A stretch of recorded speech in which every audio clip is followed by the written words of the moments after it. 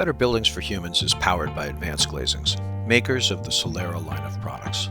Solera is the leading glass glazing made specifically for architectural daylighting and with extreme insulation performance. Learn more at advancedglazings.com.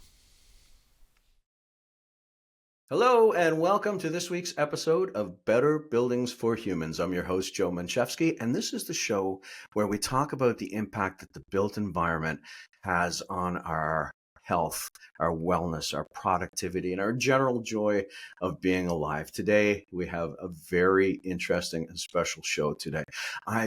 First of all, I've got a co-host, Dr. Doug Milburn, who is the founder and chairman of the board of Advanced Glazings and a very good friend of mine.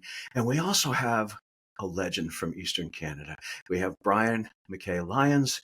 Brian, welcome to the show. It's an absolute honor. As a Nova Scotian, it truly is an honor to have you on the show. Welcome. Thanks for inviting me to join you, Joe. No, I'm glad you could be here. Doug, welcome to the show as well. I'm glad to have you back. Thanks, Joe. All right, Brian, let's start by having you introduce yourself to our listeners. Tell us a little bit about your journey, how you decided to become an architect, maybe some early influences, and the vision that helped you to create the vernacular stylings that have become ubiquitous in Eastern Canada today. Okay. Well, I grew up in a little village called Arcadia in Nova Scotia, a little village of 400 people. And I guess because my parents got together during the war, the war shuffled the deck and people traveled a lot in convoys mostly. But they got used to traveling. My mother comes from a village where my ancestors lived for 400 years, and nobody ever got out of town really. Although they all married native people, so that meant 400 years became more like 12,000 years, but in one little village. And so, post-war, our generation, baby boomers, got to travel with their parents. And so when I was 4 years old, I was in the Rowan Forum with my parents and my brother. And my brother and I did that thing, you do with a big tree. You tried to hug the column and see if we could reach around it together. And it was like a lightning bolt hit me in the head. And I decided at that moment when I was 4 years old, I was going to be an architect. I think, I do believe people are supposed to do certain things. You're here for something. But probably my dad wished he had had those options. And so I think he talked about wishing he would have been an architect. So I'm kind of doing it for him, I think, probably also. That's wonderful. That's wonderful. Now let's talk about the things that you do now and maybe the things that influenced you to create the style that has become so famous in this part of the world. I guess, as I said, I was fortunate to have a local kind of upbringing and also an international upbringing. So, and I think there's no way to the universal or international things except through the local anyway. You learn your manners at home at the dinner table, and then you go out in the world, right? The work that we do is considered often called critical regionalist architecture, which is an architecture of place. So an architecture of place is from landscape, material, culture, and climate. And I'm often described by architectural historians as the poet of place. So we make architecture about place, but that's not just the place where you are at. As I say, you learn to see the world at home and looking at things you're familiar with. And if you've been fortunate enough to travel, you bother looking when you get back home, like Dorothy and the Wizard of Oz. There's no place like home, but you had to go to Oz to figure that out first. So we moved back. I traveled a lot, worked in a lot of places, lived in Italy, lived in Tuscany, lived in China, lived in Los Angeles, and studied and worked, mentored with really great people, and decided to come home and try and make a contribution to where our ancestors are and where family are. So we started unpacking the local landscape that I grew up in. And I believe that as I said, there's no way to the universal but through the local. The famous American painter Andrew Wyeth said about his paintings, he said, I wanted it to be all the hills he had a very definite him. So our work is ironically very local, and it's been published like 1,000 times, I guess, literally, around the world, because it hopefully touches something that isn't just local, that is archetypal or means something to people that are from wherever they're from. So we do a lot of our work's not in Canada anymore, and we do a lot of work in our village where we live, where I'm sitting right now today, kind of the village architect or a village idiot, depending on who you ask. But after that, like, our work's all over. So more than half it's not in Canada, and we're just starting to going to go into construction on a new Canadian embassy in Australia in January. So you bring your doctor bag with you. You bring your observational kit with you when you go to another culture. So if we're doing an embassy in Bangladesh, we're looking at bricks. We're not looking at Nova Scotia shingle style.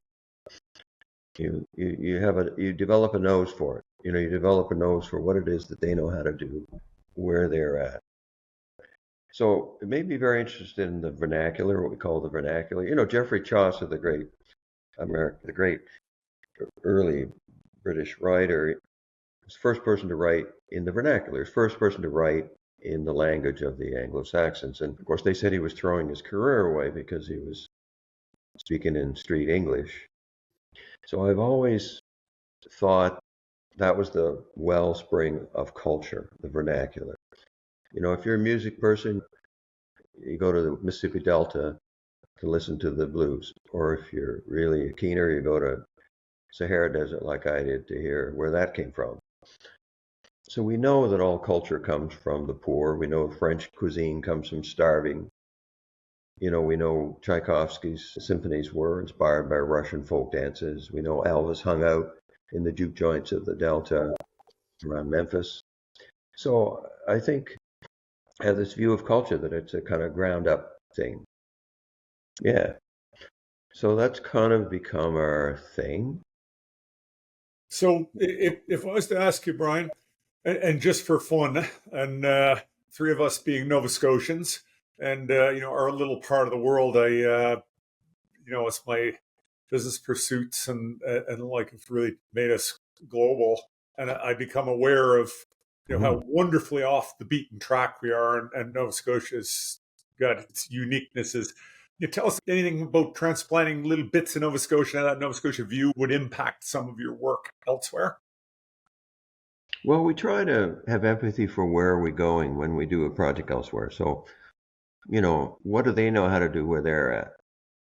And so it's really not so much about bringing, people can still pick out our work as having a certain quality about it, but, we really look to the people, the individuals. If it's a house, you're looking to the client and what makes them tick, as you know, Doug. And when you're looking at another landscape, sometimes the eyes of a visitor see more. You see more as a visitor. So, but yeah, we bring something. We just did a kind of a town on top of a mountain in Utah and at 10,000 feet. And you might say it looks like a bunch of Nova Scotia fish sheds because on stilts. But we know how to do fish stages on stilts in the Maritimes. But there we do it because they have 60 feet of snow every winter. Unless you've got stilts and a bridge taking you into the top level, unless you're Santa Claus, you can't get in the house. Right. So it's looking at the local situation. And then you think, well, in Nova Scotia, we make the window heads low so the ocean looks big. And then we get up in the top of the mountains in Utah and we think, geez, same thing. If you want those mountains to look big, take the sky out of the picture. So in a way, the more things are different everywhere you go, the more they're the same. And people, of course, are all people, and Do you want to bring lots of healthy, beautiful, natural light in your building and still meet energy codes? Try Solera from Advanced Glazings. Learn more at advancedglazings.com. Well, I want to talk a little bit about the house that you're designing for Doug, and I'm going to Yeah. come back to that in just a minute. But there's something that I found really interesting on your website that I just have to ask about. Now, you've spoken in the past about the fact that people want privacy and they Hmm. also want community. And if I'm interpreting that correctly, it's not about a balancing act. It's not about a trade-off. They want both Lots of simultaneously. both. Yeah. So can you explain what that means and how that influences your architecture? Well, you've kind of said it already. And the building codes are trying to limit the amount of vision glass in favor of insulated wall area. And I guess one of the great things about the house we're doing for Doug and Michelle is that you get to have all this light and insulation. They're not opposite. You can get them together with the Solera. You're able to have all this great ambient light and still have a highly efficient envelope. So, that's going to have a huge, it's a beautiful thing. As I say, when we work with people, we want to learn about them and what they do, what turns them on. And so here we are working with Doug and learning about this product. And then you start thinking about, what about the housing industry? And what about if it's a good idea? A good idea is worth repeating. So we're doing some projects now that are towers, high rises. And we start thinking, well, the codes are changing and suddenly you can't have all this glass. So, it doesn't take a lot of imagination to think about how a product that does that can be extended into other building types. People are pretty averse to change, like we're talking to a client today out in Colorado, and he said, "Oh, buildings on stilts. The builders don't get that here. They don't know." I said, "Well, it's not rocket science. I mean, it's not that hard." So people are used to, you got to have a basement. We all know basements are a lousy idea in a house. We now know. But people, you got to have a basement. Got to have a garage. Got to have this. Got to have that. So taking people out of their comfort zone and showing them products that can, it's just something they haven't seen might be a bit of a cultural revolution to have. But yeah, so I'm quite excited about the material and how we can blur the line between inside and outside and deal with these code questions that are coming up and the idea of energy efficiency and daylight. And we know daylight is one of the keys to well-being, right? Absolutely. Just like cross ventilation is. There's a great historian who said, well, he wrote a book called A Pattern Language. You might know it, Doug, and Christopher Alexander. And he said, a room with light from two sides and air from two sides and view from two sides is exponentially better room than a good one-side room, right? So we tend to do these one-room deep houses where you get that. Interesting, Brian. I think of the house and our commonality. I didn't really say it up front, but Brian's obviously designing a house for myself and my wife. And one of the things we wanted, the house has that beautiful frontage on the Bredora Lakes, beautiful saltwater lakes in the middle of Cape Breton Island, Nova Scotia. But we have east light from in behind. And if we get one side on that, and natural light was something that I so wanted. But you've done a really nice job of grabbing that east light on the back, which we have a hill in the way there too, and managed to pull east light in, and we'll pull in west light as well. And the character of the room, and I become, in my work, I've been just acutely aware of the change in the character of space depending on the direction that light comes from, and having a unifaceted space is just not the same. Years ago, we took an old 1750s house and renovated it. We gutted it to make it into a one-room house. And our daughter and her husband and all their grandkids that were here 10 minutes ago, they live in it. But we made it so that you could watch the hours of the day and the seasons go around you. You got light from all four sides all day long. So you could tell the time. I even thought about making the window jambs into a sundial, because you could really feel like you're in nature. So we do a lot of projects where we've done it in other ways before, because it's the first time we've worked with this Solera product, but we often think of buildings as a lantern. it's pretty cool. I think this house is going to be amazing on arrival. You arrive and this stair lantern is Solera, and it's a mixture of, translucent and clear. And yeah, it's a welcoming, totem of entry, like if you're a guest coming to the house. So it has some interesting exterior, especially at night, to make the building into a lantern and have it glow. The carriage light next to the door is not very impressive when compared to a whole form in the house that glows at night when you come near it.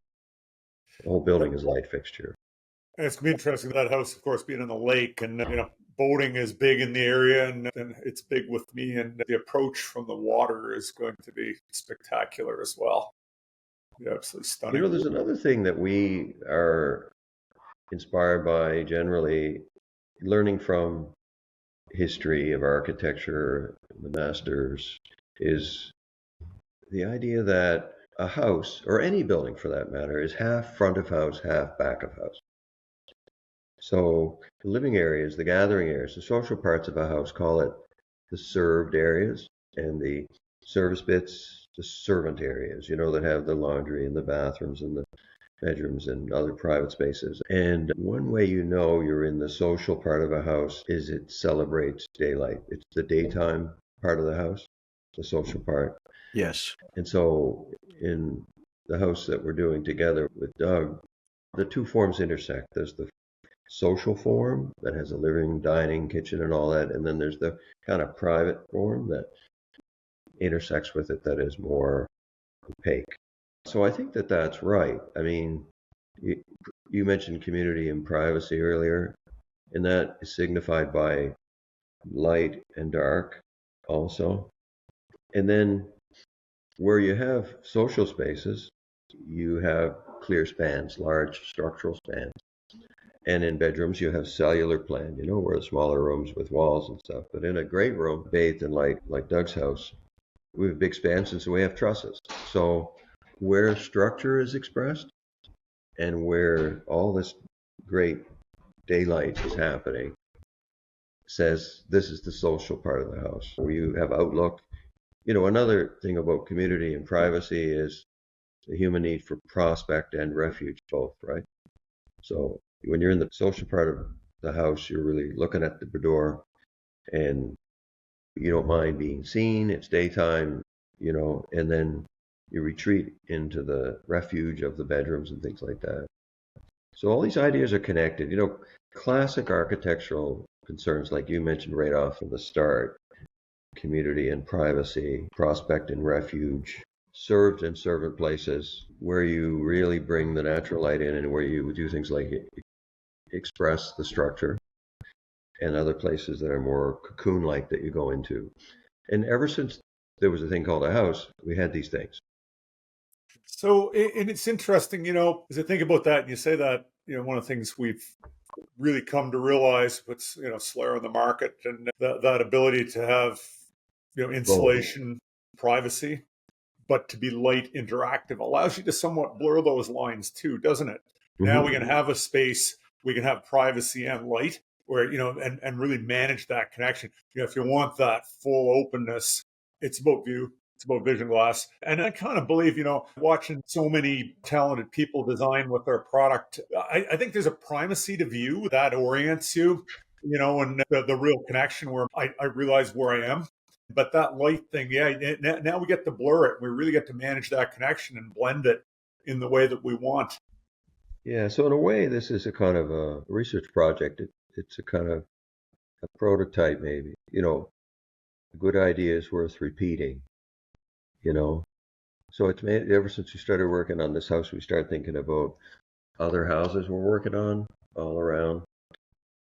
So, it's been interesting, Brian. I mean, it's been a long run since we first started this. It's kind of almost good. We, before the COVID interruption, we had time to think about it, and the idea's been incubating for a long time. And I have to say, I totally appreciate having a master like yourself come in with our, sort of creative desires in this whole thing, to see these materials, see heavy steel framing, bringing it together, a really well insulated energy efficiency envelope. The whole place is off grid, and, it's going to be incredibly energy efficient. But yeah, to see, when I remember first talking to you, and I said, interested in working in a sort of bizarre medium here for a house in Nova Scotia, and you kind of embraced that, so which has been wonderful. So, any comments about working in strange media, if I could call it that?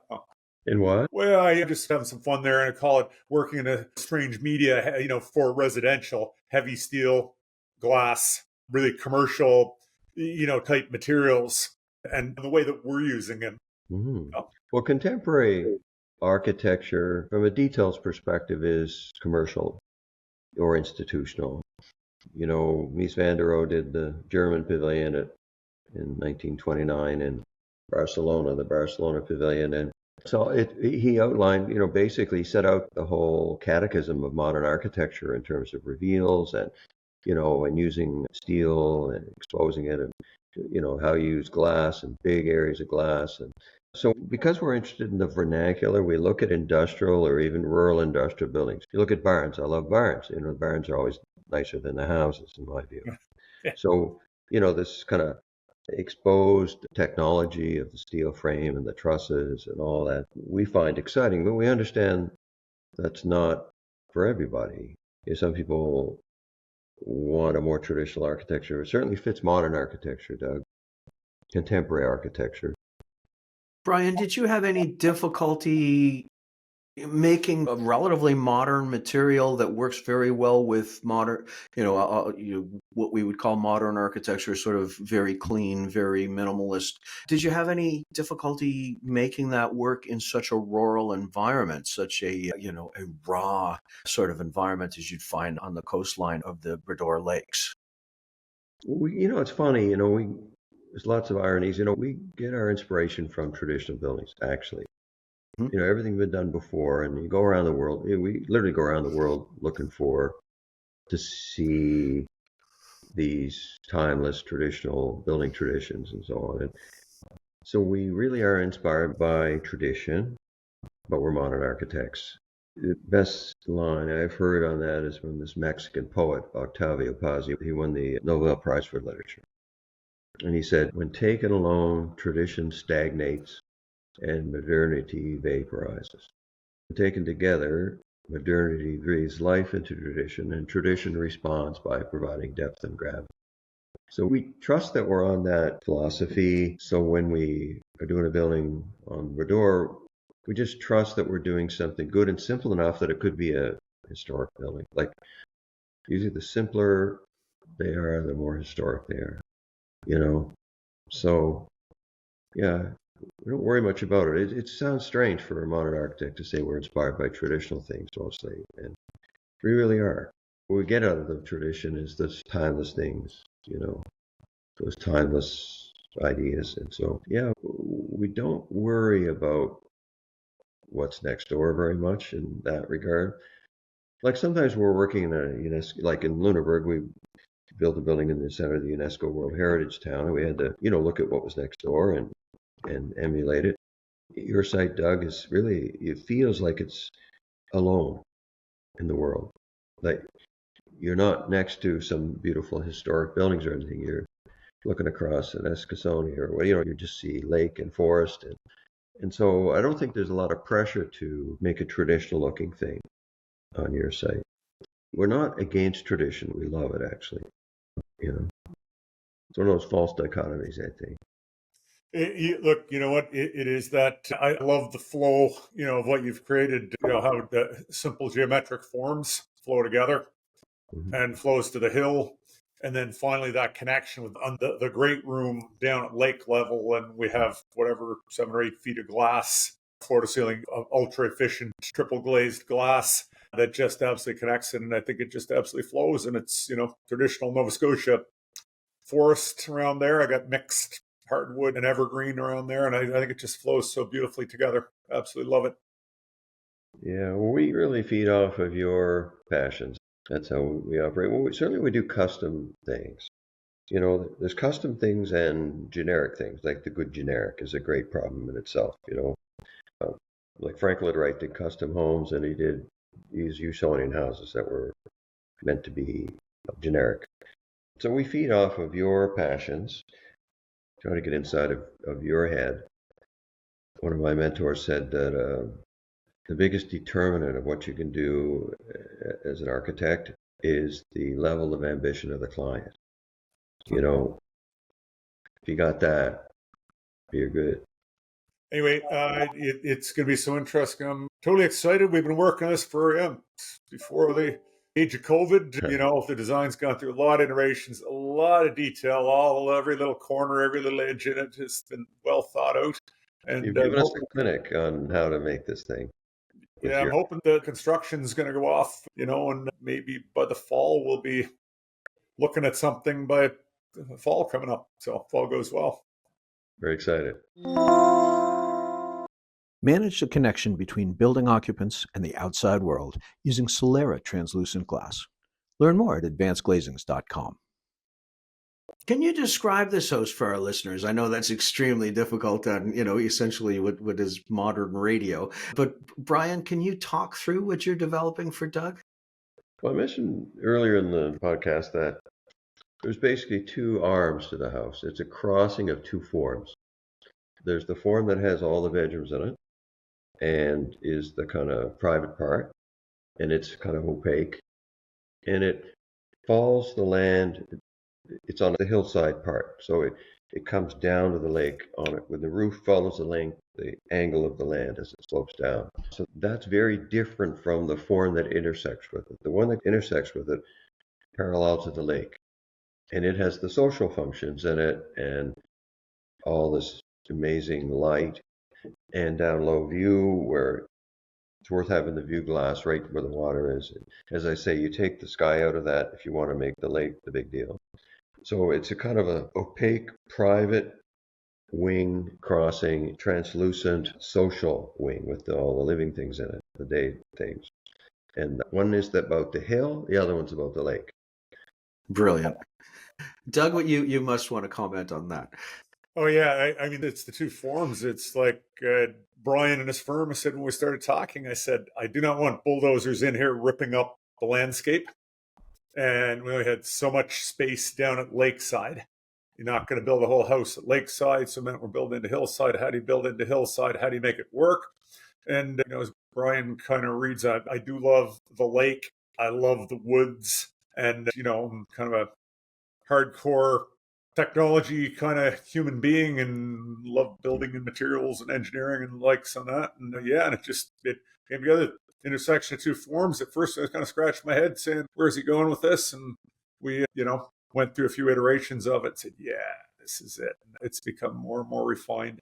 And then the other thing, the constraints on it, the constraint of the site, the need to fit in to the whole landscape and lake there. And then on top of it, I said, this is going to be ultra energy efficient and it's going to be ultra comfortable. It's going to be comfortable, light, glare, views got to work with that, and it's going to be thermally comfortable, and it's going to be off grid. Yeah, we're going to do it with like no energy budget. So anyway, I think we got her. Congratulations. It sounds truly amazing. Now, Brian, the translucents are not particularly new. I mean, this form that Doug has created is new and modern and sophisticated.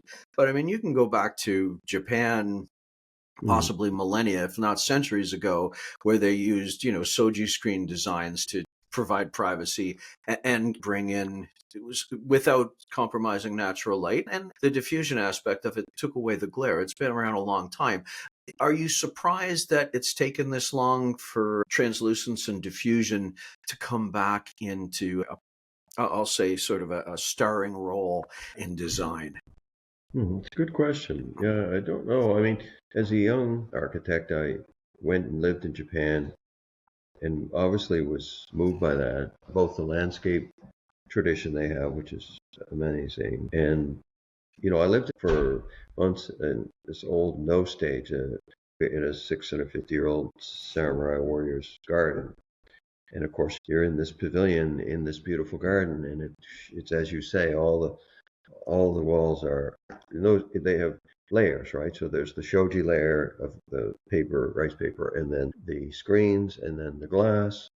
And this idea that a wall is almost like a machine that can give you air when you want air, can give you light when you want light, it can be private when you want it to feel private.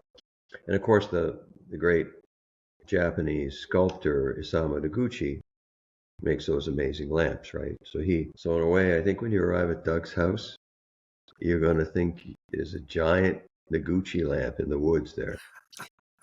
I love it. You're coming because it's the thing that will welcome you, right? Glowing with stored sunshine from our solar array. Beautiful. Well said. Brian, there's a question that I ask every guest on every episode. And I ask them to answer it from their own perspective. Mhm. And it's always fun to see where those different perspectives come from. And the question is pretty straightforward. What makes a great building?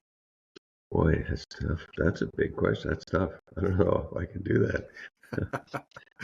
I always have fun with this one. This is always Well, you know, a I highlight. told you I kind of went to the mountain. You know, you got to go when you're young, and I had a learning disability, so I couldn't read or write, so I had to go places and to ask people lots of questions, and they like it. The elders like it when you ask them questions. So one of these elders I used to work with, his name was Charles Moore in California. I've actually met him in Japan, but he was the kind of father of participatory design, right? This open-handed way of working with people and being curious about other people. And he said buildings are receptacles of human energy.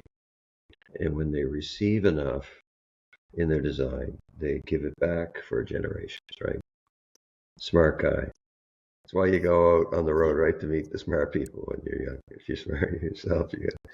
So yeah, I think great architecture is about people, and it's about the experience of living in it. And yeah, I think of mostly of our houses like a helmet you wear, like a virtual reality helmet, and they're designed from the inside, from the experience of being in it, and looking out at the sea, looking out at the sky, the cosmos, Yeah, so in a way, it's the experience of feeling protected and in relation to nature outside. Protected and connected. Yeah. Simultaneously. I love that. Doug, is there anything you wanted to follow up on that question with Brian? No way am I going after him. Not a chance. Not happening, Joe. Yeah, I don't blame No, you. I absolutely love the perspective. I experienced it working with you. And you really did start from there in our building. And this house has so much energy invested in it already. And I just can't wait for it to start giving back. Wonderful. Collaboration. So, Brian, before we go, do you have any big news that you'd like to announce? Anything exciting coming up that you would like our listeners to hear? We have a lot of architects that listen to the show. So if there's anything you'd like to share, please. I don't know. I told you we're breaking ground on this new Canadian embassy in Canberra, Australia, and that's pretty exciting. And a big issue there was to bring Indigenous values to an embassy, and both from an Australian and a Canadian perspective. So that was pretty interesting. We really took that on full on. Let's make the building a canvas for that. So that's exciting. We're doing a little building in the village right here that's a one-room house, and we're really jazzed about it. It's just a corrugated galvalume. That's a prototype for an affordable house for a young family. That's pretty exciting. That is very exciting. All right. Look, thank you very much, Brian. I know you are an extremely busy human being, and I can't thank you enough for making the time to speak with both of us. Doug, thank you for offering up your house as a conversation point, and this whole idea of light and view being at the core of our health. And it truly is a linchpin in our well-being. So every time we can have these conversations, I think it's better for everybody. So thank you both very much. Thank you, Joe. Thanks, Doug. Take care, everyone. We hope you enjoyed this episode of Better Buildings for Humans. For more information on the world's best light diffusing and highly insulating glass glazing, please visit advancedglazings.com.